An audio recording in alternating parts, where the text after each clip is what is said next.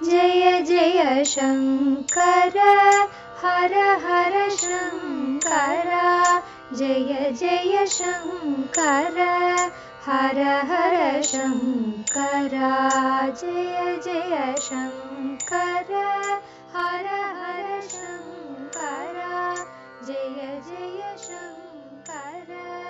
மங்களாரம்பம் தெய்வத்தின் குரல் 6ஆம் பாகம் 16 பெற்று பெருவாழ்வு வி எனும் அடை.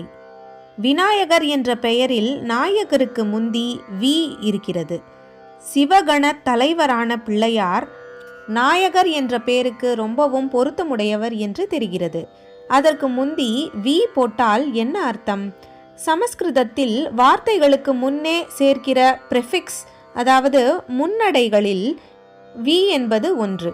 இந்த வி இன் விசேஷம் என்னவென்றால், அது பின்னாடி என்ன வார்த்தை சேருகிறதோ அதன் அர்த்தத்தை 2 விதங்களில் மாற்றக்கூடும். ஒன்றுக்கொன்று முழுக்க வித்தியாசமான 2 விதங்கள். மலம் என்றால் அழுக்கு, வி சேர்த்து விமலம் என்றால் சுத்தம். இந்த இடத்தில் வி என்பது பின்னே வரும் வார்த்தைக்கு ஆப்போசிட் மீனிங் உண்டாக்கும்படி செய்கிறதென்று தெரிகிறது. ஆனால் சுத்தத்துக்கு வி போட்டு விசுத்தம் என்று வார்த்தை இருக்கிறது.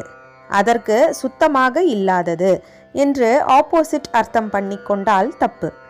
இந்த இடத்தில் வி என்பது பின்னே வரும் வார்த்தையை எதிர்ப்பதமாக பண்ணாது, அதற்கு மேலும் வலிவும் உயர்வுமே கொடுக்கும். விசுத்தம் என்றால் பரமசுத்தமானது என்று அர்த்தம். விபரீதம் என்று ஒரு வார்த்தை சொல்கிறோம். பரீதம் என்றால் முறையாக சுற்றி கொண்டிருப்பது. விபரீதம் முறை கெட்டு தாறுமாறாக இருப்பது. இங்கே வி எதிர்ப்பதமாக்கி விடுகிறது. ஜெயம் வெற்றி என்றால் விஜயம் அதற்கு எதிர்ப்பதமான தோல்வியா என்றால் அப்படி இல்லை அல்லவா? விசேஷமான, அதாவது சிறப்பு பொருந்திய வெற்றியே விஜயம். விசேஷம் என்ற வார்த்தையே எடுத்துக்கொள்ளலாம். சேஷம் விசேஷம். சேஷம் என்றால் மீந்து போனது என்றே நாம் தெரிந்து கொண்டிருக்கிறோம். அதுவும் சரிதான். அதைவிட உசந்த உள்ளர்த்தமும் உண்டு. மற்றதோடு சேராமல் தன்னுடைய உயர்வினால் அவற்றிடமிருந்து பிரிந்து நிற்பதும் சேஷம்தான். சிஷ்டர் என்று சான்றோர்களை சொல்கிறோம் அல்லவா? சேஷத்திலிருந்துதான் சிஷ்ட பதம் வந்தது. சமூகத்தில் சராசரி ஜனங்களில் ஒருவராக இல்லாமல் பிரிந்து உயர்ந்து டிஸ்டிங்டாக இருந்து டிஸ்டிங்ஷன் பெற்றவர்களே சிஷ்டர்கள்.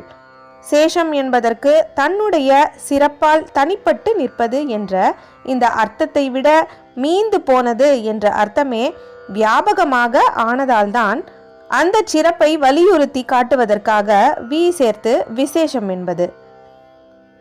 இரு பொருளிலும் விநாயகர்.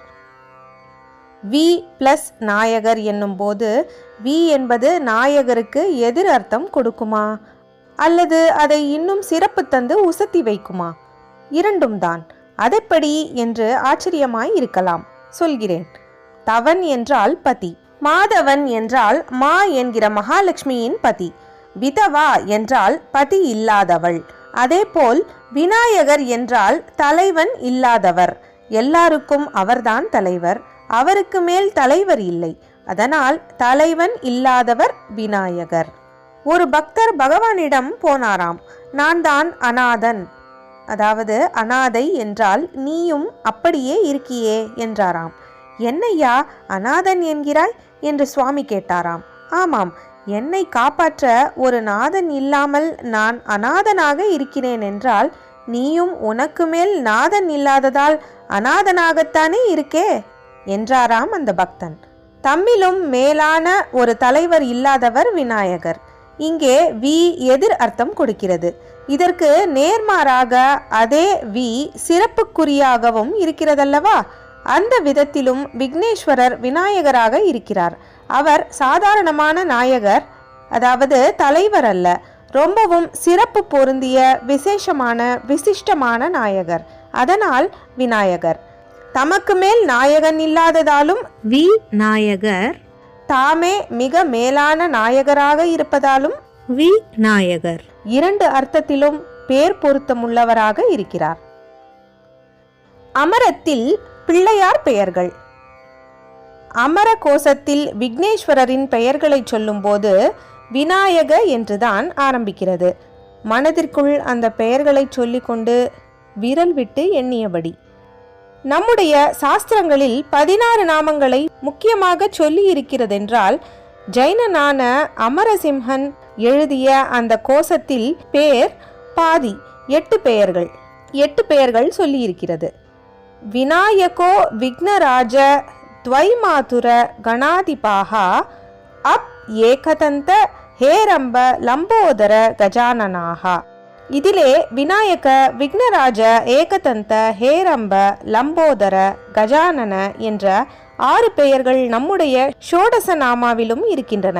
கணாதிப என்ற பெயர் கணாத்யக்ஷ என்பதாக ஷோடச நாமாவில் இருக்கிறது.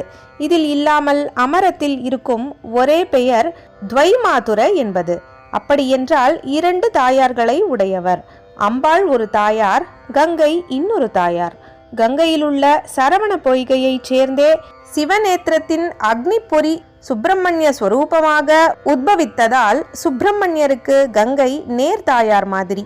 அதனால்தான் அவரை காங்கேயன் என்பது. பிள்ளையாருக்கு அத்தனை நேர் சம்பந்தம் இல்லாவிட்டாலும் அவருடைய தகப்பனாருடைய சிரசில் கங்கை பத்தினி ஸ்தானத்தில் இருப்பதால் ஔபச்சாரிகமாக, அதாவது உபசாரமாக அவளையும் ஒரு தாயாராக சொல்வது. விநாயக நாமா அமரத்தில் பிள்ளையாரின் முதல் பெயராயிருக்கிறதென்று சொல்ல வந்தேன். ஒரு நிகண்டுவில், அதாவது ஒரு அகராதியில் ஒரு தெய்வத்தை பற்றிய பெயர் வரிசையில் முதலாக வருவதென்றால் அது முக்கியத்துவம் வாய்ந்த நாமா என்று அர்த்தம். ஜெய ஜெய சங்கர, ஹரஹர சங்கர, மகாபெரியவா சரணம். जय जय शङ्कर हर हर शङ्कर, जय जय शङ्कर हर हर शङ्कर, जय जय शङ्कर।